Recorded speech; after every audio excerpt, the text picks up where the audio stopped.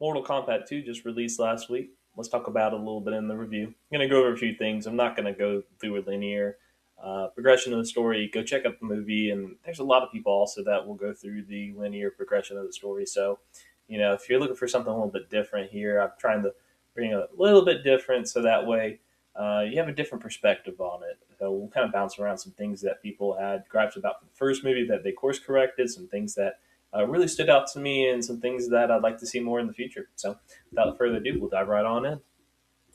First things first, is the movie good? Yes, the movie is good. I really enjoyed it. It may be my favorite Mortal Kombat movie, which there isn't a lot of Mortal Kombat movies to judge it off of, and some of them might not be Annihilation the best.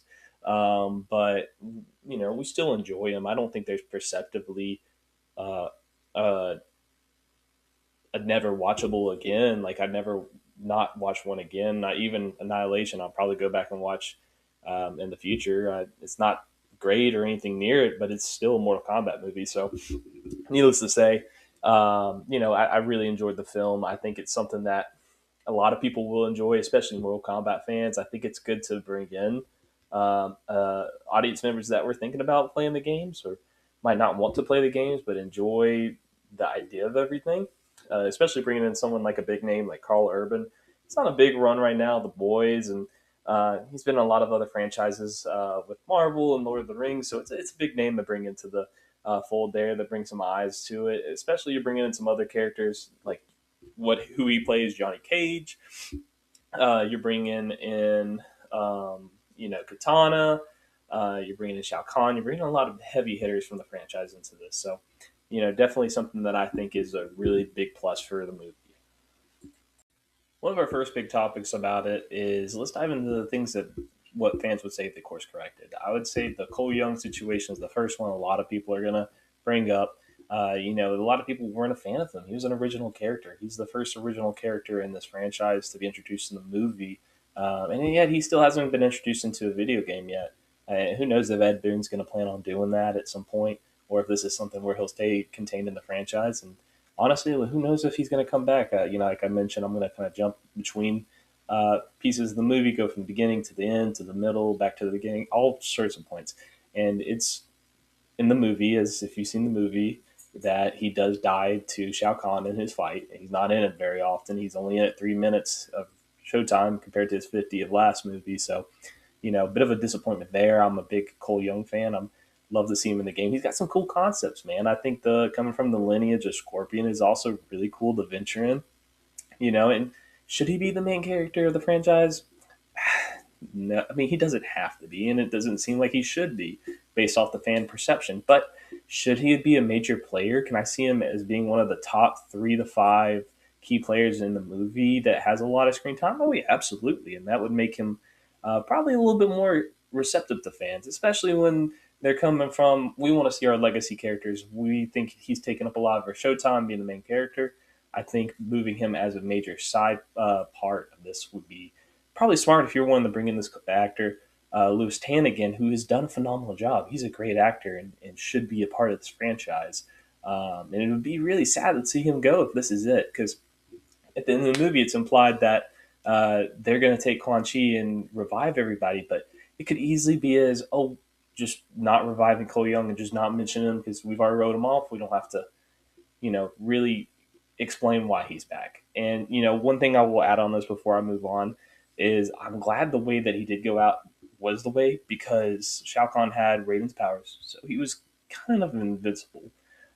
He was. And he had healing factors and everything that could not kill him. And they let Cole get several fatal blows on Shao Kahn before they did kill him off in decisive fashion, flipping him on his back and then having the hammer smash his head in. So, frustrating to see him go out that way. But I understand the fan reception, and I do appreciate them giving him a hero's death, and that he was able to really, like, pretty much show his place there, where he was able to easily defeat Shao Kahn. It just Shao Kahn cheated, so that's why he's not around anymore. So they were definitely able to course correct on that one. The other one that they needed to course correct on, that was a big thing, was the Mortal Kombat tournament, which was here. And a lot of people are kind of not the most excited that it kind of got sidelined for the side quest of having to go rescue the Raiden's powers, but it was in the film. They did address it, and they did multiple rounds of it and completed the tournament throughout the movie. So they did give that piece to the fans as well, which was really cool to see. And it wasn't just like a traditional tournament; it was different in ways that round one was two singles matches. Sonya Blade against Sindel, and then Johnny Cage against Katana. And then round two was three singles matches. And then round three was Shao Kahn versus Sonya Blade and Liu Kang. So definitely interesting there. I'm glad they introduced it. Love to see it brought back in a future franchise or a future in the franchise as well. Let's talk about some things I liked about the film. The first thing was the choreography. I really enjoyed the fighting. I thought every fight felt different, and it felt like it was unique in every way. 12 fights in the movie, and not one was different. Not one was. I mean, not one was the same. Everyone was different. Everything was unique. Uh, they all had differently paced times. Not one felt like it was too short or too long. Which that's another thing I loved about it is time management. I liked the ability to know that everything felt the way it went. When I walked out of the movie theater, and I saw it was an hour 56. I was like, wow, that was it felt a lot shorter than it was, and it left me wanting more. Which a lot of movies these days don't get you feeling that hook of wanting more afterwards. Another thing I liked was the set designs. I think that everything looked visually stunning. I liked the ability to feel immersed when they were fighting at the beginning of some fights, like the Liu Kang Kung Lao fight. I like that it felt like a battle was about to begin in the game. So stuff about that was really cool. I like Johnny Cage. I like Kano. They were both hilarious. And overall, I'm really curious about how the ending is going to lead into. Is Quan Chi going to bring in Shinnok? Are we going to get some of our fallen characters back? So definitely leaves you with questions, wanting more, and ultimately, I'm just really excited about it. So definitely some interesting things coming forward. And like I said at the beginning of the video, this movie was great. I enjoyed it. I'd give it a 7 out of 10. That's my official score.